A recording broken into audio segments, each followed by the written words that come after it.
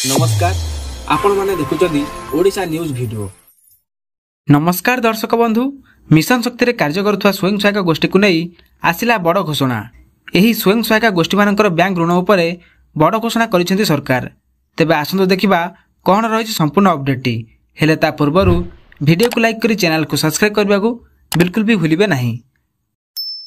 तेबे राज्यर स्वयं सहायक गोष्ठी माने किपरि जीविका अर्जन रे अधिक सहायता पाइबे एवं अधिक पुंजी विनियोग करी निजर उद्योग को आगक बढ़ाइबे सेतिपई सेमानक सुध छाड़ व्यवस्था राज्य सरकार करिसेंती। स्वयं सहायक गोष्ठी मानकर 10 लाख टका पर्यंत बैंक ऋण उपरे राज्य सरकार सुध फेरस्त करिसेंती। 2024-25 आर्थिक वर्ष रे 3 लाख रु अधिक स्वयं सहायक गोष्ठी को 300 कोटी टंकार सुध फेरस्त करा जायछि।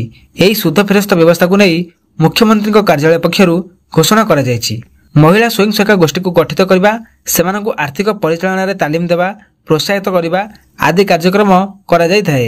या सहित मिशन शक्तिर सीआरपीएम के कार्य तदारक मध्ये करिसेंती। तबे वर्तमान पुनर्गठन आଳରେ राज्य सरकार मिशन शक्ति बंद करबा पई योजना करिसेंती बोली अभियोग करिसेंती, जाहाकु नै ब्लॉक स्तरीय ईसी सदस्य अभियोग करिसेंती। तबे मिशन शक्तिर महिला मानकु स्थायी नियुक्ति प्रदान, मासिक वेतन प्रदान, मुंड पिछा हार रे भत्ता प्रदान, सहरांचल रे कार्यरत को मासिक भत्ता सुनिश्चित करबा, मिशन शक्ति सदस्यों सामाजिक निरापत्ता प्रदान, 65 वर्ष पर पेंशन प्रदान, दुर्घटना बीमा 5 लाख टका सहायता राशि प्रदान और मिशन शक्ति को अर्थनीति समृद्धि को त्वरान्वित करबा आदि दाबी उपस्थापन करिसेंती। तेबे एई मिशन शक्ति योजना को आसुथबा अनुदान अर्थ विशेषकर जिलार महिला को सशक्त करबा उद्देश्य रे खर्च हेउथिला। एई महिला स्वयं सहायक गोष्ठी को ऋण प्रदान एवं एमानकर जीवन जीविका रे विकास को नै ए टंका खर्च होइथिला।